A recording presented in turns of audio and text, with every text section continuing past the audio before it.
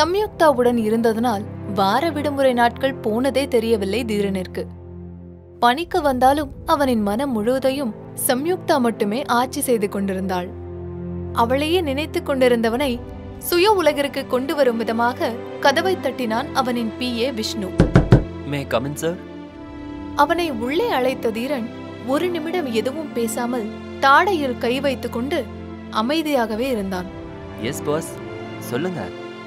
வார்த்தையை மென்று முழுங்கிக் கொண்டிருந்த விஷ்ணுவை நிமிர்ந்து பார்த்த தீரன் பெருமூச்சு ஒன்றை இழுத்துவிட்டு நிமிர்ந்து அமர்ந்தான். எஸ் விஷ்ணு, நான் உங்களை எதுக்கு வர சொன்னேன்னா, இன்னைக்கு டிவைன் பாரடைஸ்ல ஒரு மீட்டிங் இருக்குல்ல? எஸ் சார், ஈவினிங் 7 மணிக்கு அரேஞ்ச் பண்ணியிருக்காங்க. நோ, என்னால் அந்த டைமுக்கெல்லாம் மீட்டிங் அட்டென்ட் பண்ண முடியாது. அவங்க கிட்ட சொல்லி நெக்ஸ்ட் 1 ஹவர்ல அந்த மீட்டிங் அரேஞ்ச் பண்ணு. தீரனின் கட்டளைக்கு இணங்கி அங்கிருந்து கிளம்பி சென்றான் விஷ்ணு.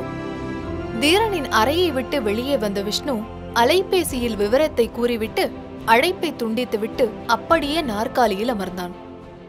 அதே நேரம் வெற்றிலை பொட்டியுடன் வந்து தன் நாற்காலியில் அமர்ந்த ஜெயந்தி சுற்றி சுற்றி பார்த்துவிட்டு வெற்றிலையில் சுண்ணாம்பு தடவி வாயில் அடக்கினாள். அப்போது அங்கு வந்தார் சமூகத்தில் பெரிய மனிதன் என்ற பெயரில் இருந்த MLA ராஜதுரை. என்ன ஜெயந்தி, இடமே அமைதியா இருக்கு. என்ன போலீஸ் ரைடுக்கு பயந்து தொழில விட்டுட்டியா? வெற்றிலை பாக்கை மென்று கொண்டிருந்தவளை பார்த்து ராஜதுரை கேட்க, அவளோ அவரை ஏளனமாக மேலும் கீழும் பார்த்தார். உங்ககிட்ட தான் பேசிட்டு இருக்கேன், எதுவுமே பேச மாட்டற. உன்னதாயா தேடிட்டு இருந்தா? இழு. பூச்செடியின் மீது வாயில் வைத்திருந்த வெற்றிலை எச்சிலை துப்பிவிட்டு அவரை நோக்கி வந்தாள். இனிமே இங்க வரமாட்டேன்னு இன்னைக்கு வீரவாசனெல்லாம் பேசிட்டு போனா, இப்ப எந்த மூஞ்சிய வச்சுக்கிட்டு இங்க வந்த? இதுக்காக ஒரு மூஞ்ச செஞ்சு வச்சுக்கிட்டா வர முடியும்? நான் தான் அன்னைக்கு ஓவரா பேசிட்டேன், ஒத்துக்கிறேன். ஆனா அந்த பொண்ணு என்னை எவ்வளவு பாடுபடுத்தி இருக்கான்னு நீயே பாரு. இந்த மூஞ்ச வச்சுக்கிட்டு MLAன்னு போய் சொன்னா எவன் நம்புவான்? தன் முகத்தில் சம்யுக்தாவால் ஏற்பட்டிருந்த காயங்களை ஜெயந்தியிடம் காட்டினான். அதுக்கு மருந்து போட்டுக்குதான் இங்க வந்தியா? அஃப்கோர்ஸ், முகத்துக்கு மட்டும் இல்ல, உடம்புக்கும் சேர்த்துதான். மார்க்கமாய் சிரித்தவனை கேவலமான பார்வை ஒன்றை வைத்து அடக்கினாள் ஜெயந்தி. போய் தொலை, யமுனாதான் இப்போதைக்கு ஃப்ரீயா இருக்கா. அவள் கூறியதை கேட்டு கடுப்பான MLA மீண்டும் அவளிடம் ஏதோ கூற வருவது போல நின்றார். அதே நேரம் அங்கு வந்து நின்றான் குமார். இங்க வலியாம ரூமுக்கு போயா? யமுனாவா? இங்க வரும்போதெல்லாம் அவ ஒருத்தி மட்டும்தான் ஃப்ரீயா இருக்கா. எனக்கு அவெல்லாம் வேண்டாம். என் கூட அன்னைக்கு ஒருத்தி அனுப்பி வச்சியே, அவதான் வேணும். அவளை வர சொல்லு. அதை கேட்டு சத்தமிட்டு சிரித்த ஜெயந்தியை முறைத்து பார்த்தான். இப்ப என்ன சொல்லிட்டேன்னு இவ்ளோ சிரிப்பு சிரிக்குது இந்த கிழவி? ஐயோ, வாயப்பாரு. சி, வெத்தலை பாக்கு கரையோட எரும மாடு சிரிக்கிற மாதிரி இருக்கு. மனதுக்குள் யோசித்தவாறு நின்று கொண்டிருந்தவனின் முன் வந்து சொடக்கு போட்டாள் ஜெயந்தி. ஏன், அவகிட்ட செருப்படி வாங்கினது பத்தலையா? இப்பவும் அவளை வர சொல்ற? அடே, அவளை 50 லட்சத்துக்கு வித்து 2 நாள் ஆச்சு. இப்ப அவ எந்த நாட்டுல இருக்காளோ? சலித்து கொண்டே தன் நாற்காலியில் அமர்ந்த ஜெயந்தி MLA அடுத்து என்ன கேட்கப் போகிறான் என்று அவர் முகம் பார்த்தாள்.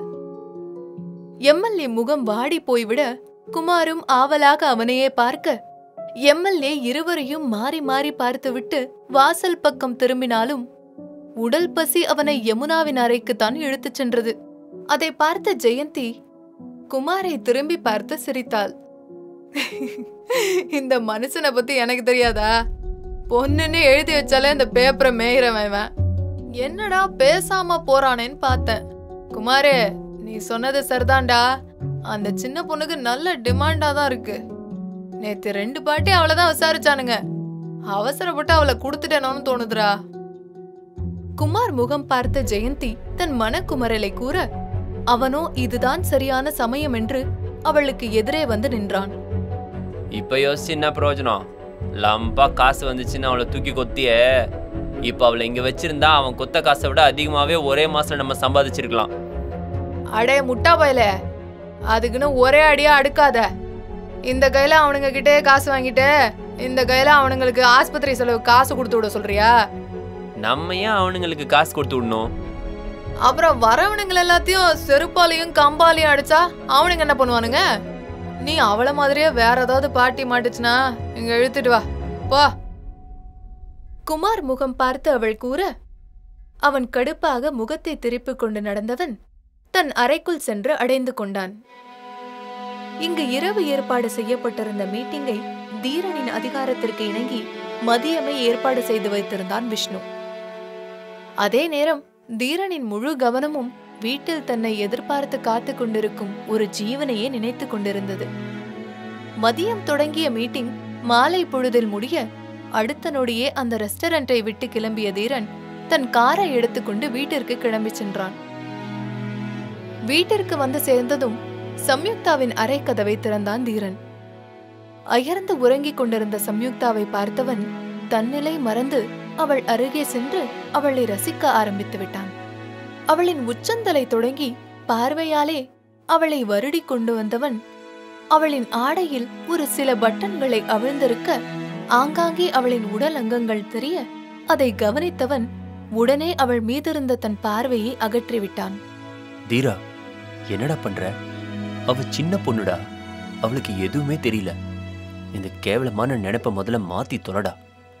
அவ உன்னை நல்லவன நம்பிட்டு இருக்கா. அவளை எப்படா பதம் பார்க்கலாம்னே இருக்க நீ.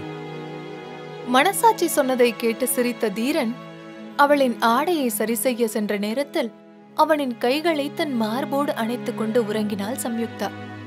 அவளின் கிடுக்கு பிடியில் வசமாக சிக்கிக் கொண்டவன் தன் கைகளை விலக்கவும் மனமில்லாமல் அதே சமயம் தான் செய்வது தவறு என்று உணர்ந்து கையை எடுக்க முற்பட்டான். ஏன் என்ன சீட் பண்ண? உனக்காக தானே நான் இங்க வந்தேனே. ஆனா நீ என்ன தனியா விட்டுட்டு எங்க போன? எனக்கு பயமா இருக்கு. சீக்கிரம் என்ன வந்து அழைச்சிட்டு போ பிரகாஷ். சம்யுக்தா கூறிய வார்த்தைகளில் அதிர்ந்து போனான் தீரன்.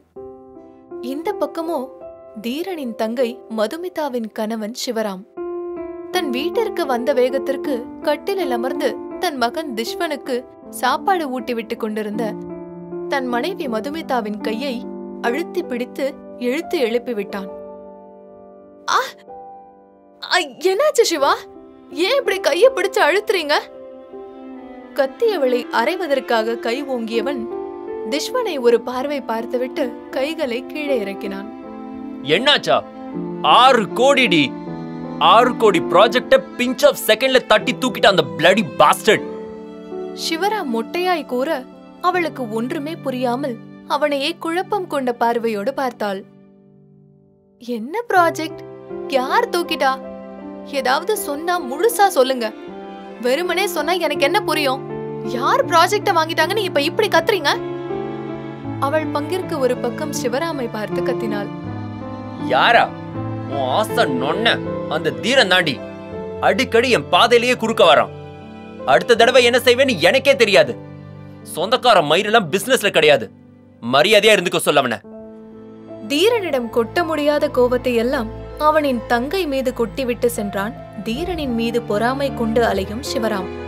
மறுபக்கம் தீரன் சம்யுக்தாவை ஆசையாக பார்க்க வந்த நேரம் அவள் வாய் உதிர்த்த அந்த பெயரை கேட்டதும் தீரனிற்கு ஏதோ போலாகிவிட்டது. யார் அந்த பிரகாஷ்? சம்யுக்தா பிரகாஷ் இருவருக்கும் இடையே என்ன உறவு? சொந்த மச்சான் மீதே பொறாமை கொள்ளும் சிவராமின் அடுத்த திட்டம் என்ன? கேளுங்க Falling for the Girl audio series உங்க Kuku FM appல. Download the app now.